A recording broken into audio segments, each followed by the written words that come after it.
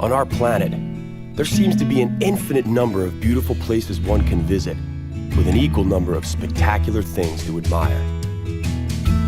It requires nothing more than a curiosity to observe what is all around you. The miracle of nature manifests in countless ways, from breathtaking vistas to the simple movements of a common heifer. The purpose of this program is to present you with the extraordinary diversity of our miraculous blue planet so that you can discover these things for yourself. Today, we will visit the Arabian Peninsula. We will begin in poverty-stricken Yemen, where the men carry their dull daggers tucked in their waistbands. It is here that we shall discover the rock formation claimed to be the petrification of Noah's Ark. Then, we will drop by the Yemeni island of Cotra to revel in the beauty of untouched nature. We will continue our wandering in style by going to opulent Oman. Here, we will explore the intricacies of frankincense and discover the charm of camels. And to wrap it all up, we'll witness the breathtaking spectacle of nature on the shores of the Indian Ocean.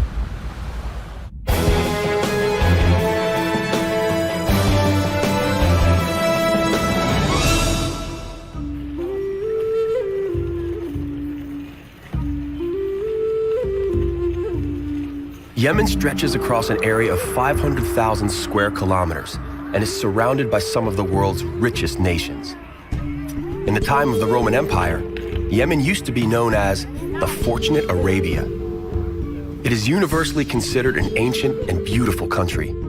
Its geographic position contributes to its fortune as well as its misery. Yemen lies in the crosshairs of a cultural and trading intersection. Unfortunately, it is also directly in the path of an important military zone. The Yemeni territory has been subject to the reign of countless empires and kingdoms. One of the best-known rulers of Yemen was the Sabaean king, who annexed this region from 750 BC to 115 AD. Not long after 115 AD, the Prophet Muhammad began to spread the Islamic faith, which took root in Yemen. Let us take a trip to the distant past, to the city of Marib, once comparable to Rome in its importance to the area. The Wadi Hadramaut is an extensive valley in the midst of a parched expanse. It is one of the first areas in the world where civilization settled. Hans Helfrich first discovered it for the world in 1935. It was the traveler Helfrich that nicknamed it the Manhattan of the desert. Judge for yourself. These mud and straw skyscrapers were erected here at the same time as wild game was still roaming, but today is Manhattan. The land of the Queen of Sheba lies wedged in between the Red Sea and the Gulf of Aden. There used to be an extensive dam here which facilitated the irrigation of an area of 10,000 hectares. Such a feat of irrigation was unheard of at the time. The dam split the surrounding land in two. It was for this reason that the area became known as the Land of Two Paradises. Though it is almost impossible to imagine, on this very spot, the Garden of Eden existed around 1,000 years BC, literally, right here. The topography has radically changed over the last 3,000 years. Well, something did survive the lapse of time. Look carefully at this rock formation. Doesn't it resemble a ship? The Yemeni people believe that this is the petrified Noah's Ark. It's almost as if the Ark fossilized, captain and all. The captain of the Ark was none other than Shem, Noah's son. The Yemeni believe that Shem became petrified because he refused to become a Muslim. In Yemen, one rule applies more so here than anywhere else in the world. Every man is supposed to carry a knife. We're not suggesting that there's anything wrong with that, but the fact is that most of these daggers are completely dull and meant only for ornamental purposes. The Yemeni jambiyas will differ in design not only depending on the status of their owners, but also based on the area where that owner lives. According to Yemeni custom, when a boy is no longer allowed to be among the harem, he carries a jambiya to symbolize that he has become an adult. The intricate patterns on the daggers often attract more attention than the dagger's blade. Here in Yemen, there are seemingly a countless number of places you can go to watch the craft of dagger making. Your dagger experience would not be complete without stopping to watch by a street vendor bargaining and squabble with a buyer. The scene bears a strong resemblance to a sporting match, complete with a clear winner. The seller always wins. However, the real purpose of our visit to Yemen is to witness the miracles of nature. Needless to say, here, there seem to be miracles everywhere. We must leave the poor Yemenis to their prayers and their everyday lives. The imams are calling their worshippers to prayer. And so, it is time for us to head for Cotra. This Yemen island occupies 1 full square kilometer and overflows with an unusual amount of nature's marvels.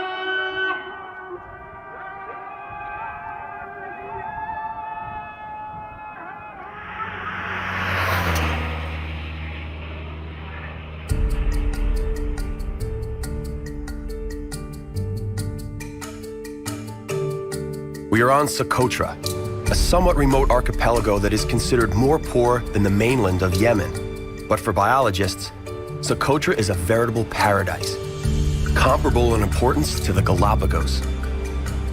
The unique and fascinating characteristic of the local fauna and flora is closely linked to its geological history. Scientists consider Cotra to be the most remote piece of dry land in the history of planet Earth. The high degree of endemism is the result of isolation. The endemism is what makes the entire archipelago a significantly remarkable location, both for its biogeography as well as in terms of evolution. 30% of the 900 plants here are endemic, and 10 species are unique. In fact, the pomegranate and the aloe plant originated here. There is so much to admire here.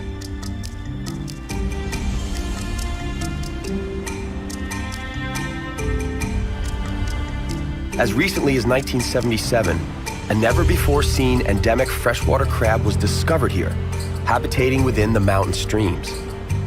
Despite the existence of this unusual crab, we can't overlook the abundance of common crabs on the shores. It would be virtually impossible to ignore them anyway, given their sheer numbers and the intricacies of their sand fortresses.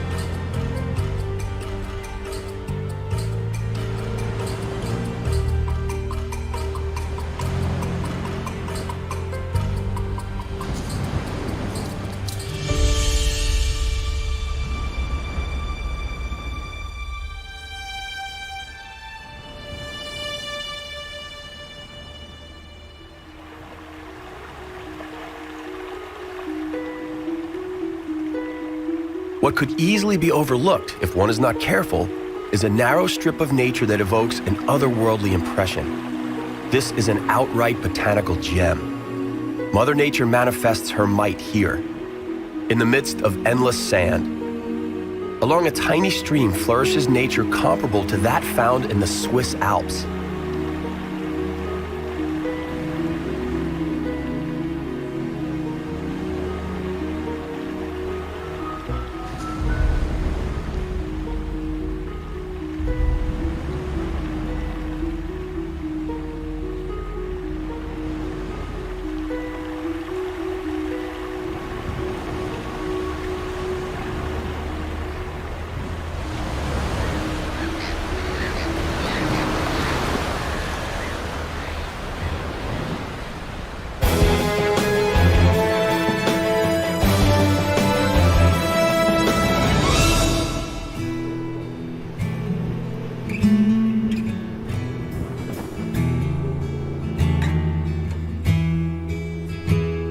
Everywhere you look, something utterly unique can be seen. The locals refer to these plants by a somewhat unflattering phrase. As far as we can translate, they are called the backside of an elderly fat lady with her head buried in the ground. Nevertheless, not even a hideous name diminishes the awe with which scientists view the Cotra desert rose. In order to survive in such harsh conditions, the plants here evolved so as to preserve water in an exemplary manner. Something resembling a small flask containing liquids forms a part of their roots, out of which the plants are able to draw energy.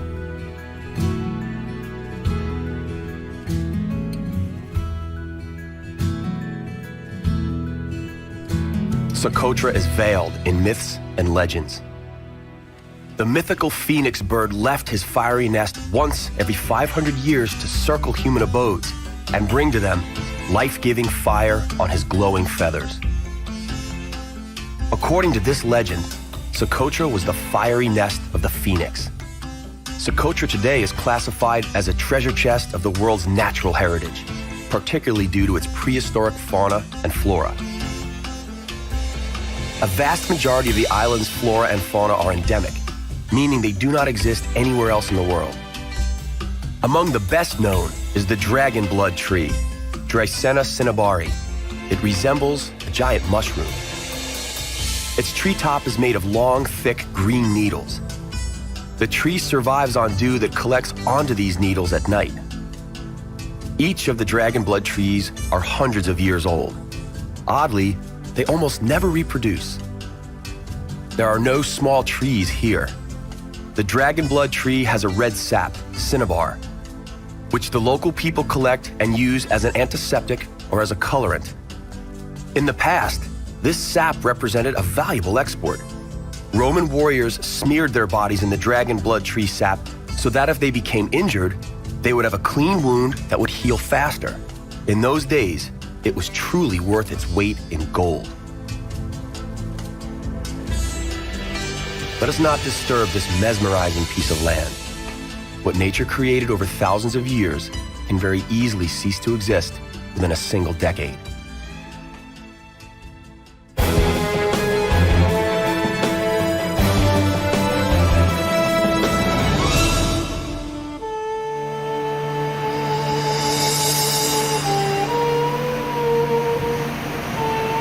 Welcome to the Sultanate of Oman. A sultanate is an unusual state system in which the sultan rules. It seems like something out of the 1001 Nights fairy tale.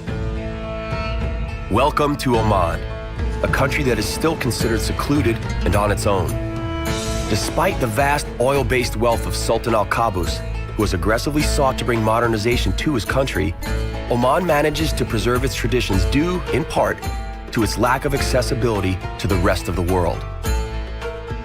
The greatest source of financial wealth of Oman may be oil, but the Omani landscape is blessed with a deep history and natural beauty that manifests splendor with literally every step. Magical wadis, what we would call valleys, are ever present. Wadis are created when the occasional water flows through dry regions, eroding the soil. Immediately after the rare periods of rain that occur, the water flows rapidly and creates the steep walls of the valleys. The most spectacular wadi in Oman is Wadi Shab. Its source is near the provincial town of Tiwi. The road into the pass meanders through some amazing natural beauty along irrigation canals.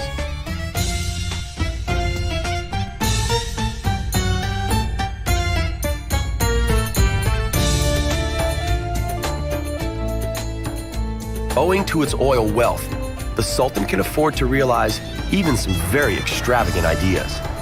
For instance, here, in front of the Sultan's palace, they lay red asphalt instead of a red carpet.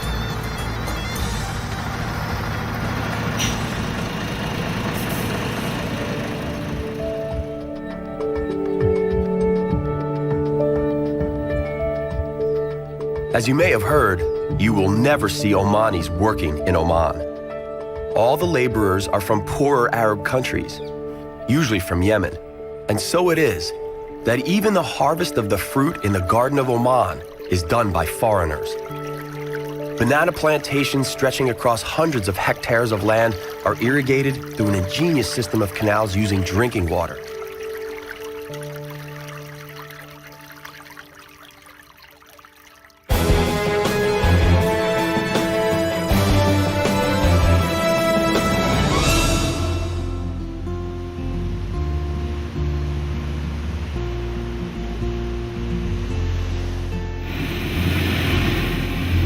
This, however, is exclusive of the natural underground wealth.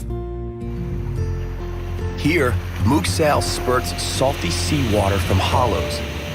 The pressure is so great that during high tide, a sort of sea geyser is created.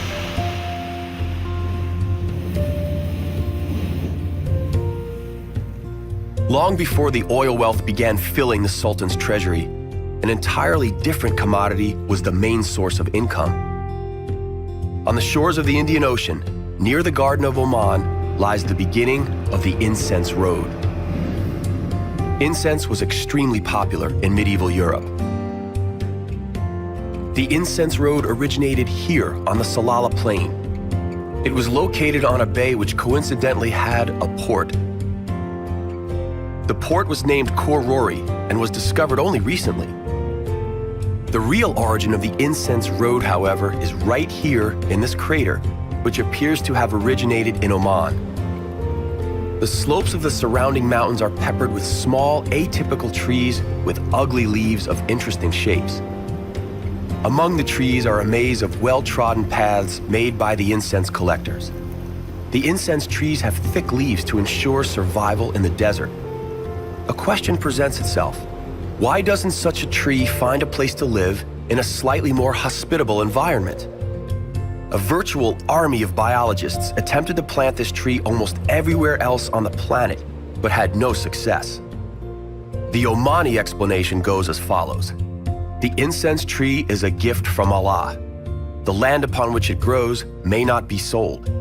The owner who attempts to do so would thus indicate his arrogance for Allah and his gift. The incense trade thrives here. The Incense Road leads from the Rub al-Khali Desert, otherwise known as the Empty Space, west, all the way to the shores of the Mediterranean Sea. From there, it continues to Europe. When the incense reaches Europe, it is referred to by its Latin name, frankincense. Clearly, incense marketing was important as far back as the Middle Ages. Let's take a short trip up this Incense Road. Now we are off to Muscat. The first thing to notice in Muscat is a giant incense burner. It is in the Al Riyam Park above the Mutra Quarter.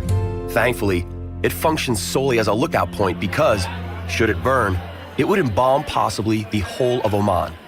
We are at the souk. Naturally, a traditional incense burner is the first thing we see. We conclude our own incense road here in the local stores. Different varieties of incense are available, including sandalwood. The place is enveloped in a lovely scent, which emanates through the entire souk.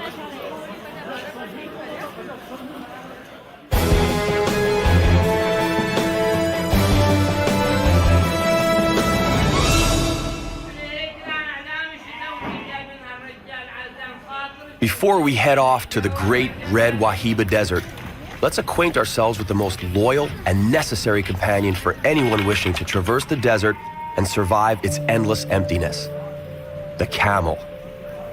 The Bedouins claim that the camel is the Ata Allah, or God's gift. The camel is the best adapted of all animals to a life in the desert. It can go extended periods without any water, but once a camel decides to drink, it is a sight worth watching. A camel takes in some 150 liters, enough to fill a large bathtub. Also, it can digest just about anything, from cardboard to an old shoe. Arabian camels have only one hump. They are able to draw energy out of the oil and fat they have accumulated in this hump. For the Bedouins, a camel is not only a means of transportation, but an invaluable source of nutrition as well. Bedouins drink camel milk and eat camel meat. Camel wool is used in weaving rugs, sacks, and tents. Camel droppings are used as fuel, and the skin and stomach are used as vessels to carry water and milk. The camel is, in every sense, absolutely necessary for survival in the desert.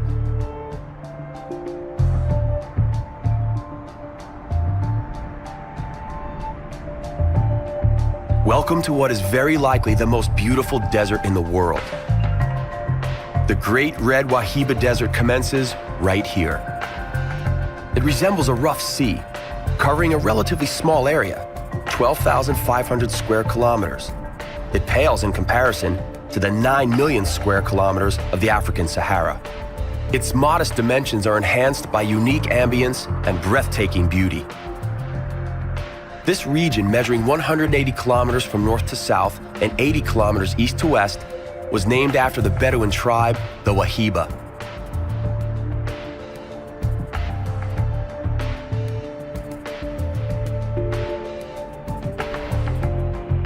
Sand dunes, measuring as high as 100 meters, are continuously enlarging as a result of the prevailing monsoon winds. For all but a few, this is a remote and hostile place, only crossed by caravans of Bedouins. But appearances are often deceptive. Even in this apparent wasteland, we find life. Having originated during the Quaternary period by the continuous impact of the southwesterly monsoons and northern trade winds, this desert is the home to 16,000 species of animals and 160 types of plants.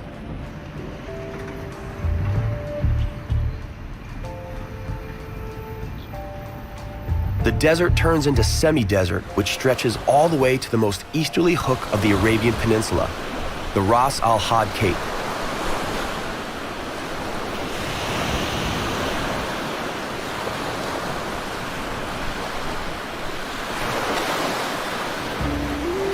A stunning beach at the very tip of the Arabian world.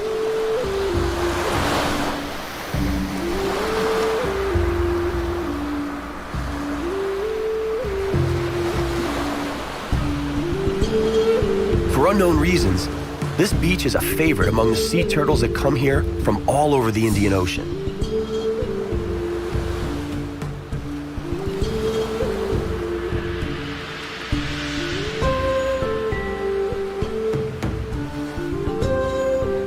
These huge sea turtles beach themselves from the ocean just past midnight.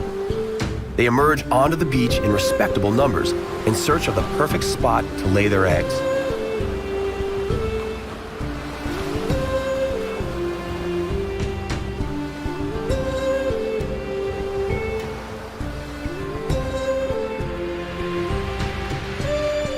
They dig themselves into the sand, lay their eggs, and quickly head back into the safe haven of the sea.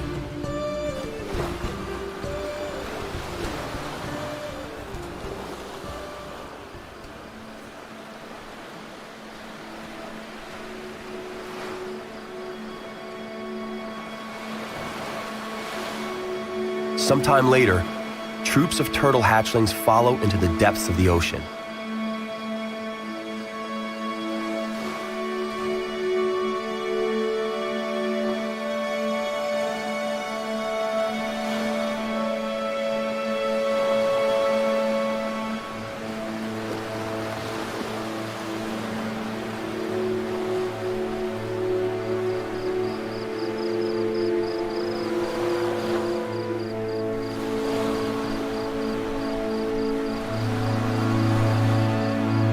Watching these adorable babies is almost like watching human children as they pursue their very first steps. They must reach the waterline before dawn, as the heat from the rising sun would scorch and kill them. They are literally running for their lives. Sadly, many of them actually go in the wrong direction away from the water.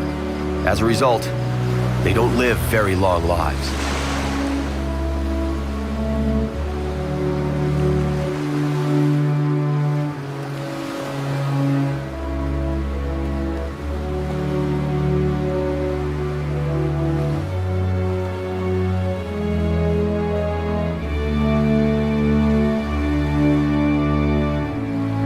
For those that make it into the Indian Ocean, we wish them bon voyage.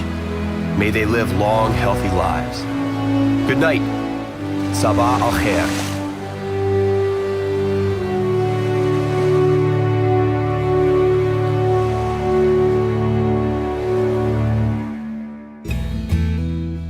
Our journey to the miraculous nooks of our planet comes to an end, for now. On the next exploration of our compelling and bountiful planet Earth, we're going to the Caribbean. We'll discover an ingenious and very considerate way to visit the rainforest in Antigua. On Barbuda, we will watch a colony of magnificent frigate birds. From the Caribbean, we'll go to New South Wales, one of the Australian territories. The breathtaking Blue Mountains are a favorite destination in New South Wales for tourists and mountain climbers alike. Then, we'll return to the Caribbean. We'll venture to the British Virgin Islands. That's all right here on Miracles of Nature. We hope you'll join us.